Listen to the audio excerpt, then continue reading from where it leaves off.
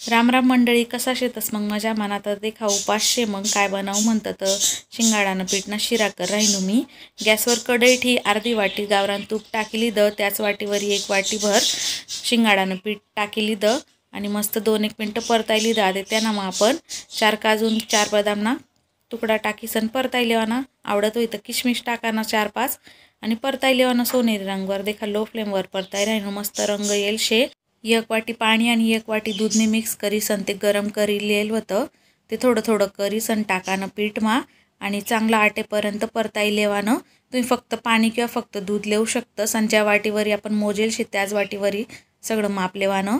आता त्याच वाटीवरी मी 1 वाटी किशेल गूळ टाकली दा याना आणि चांगलं परताईलेस गूळ वितळेपर्यंत। तुम्ही साखर पण टाकू शकतस। याना माते 1/2 चमचा भर वेलची पावडर टाकीलेस मिक्स करीलेस आणि आपला गरम गरम शिंगाडा पीठना शिरा तयार शे। मग चला मग लाईक शेअर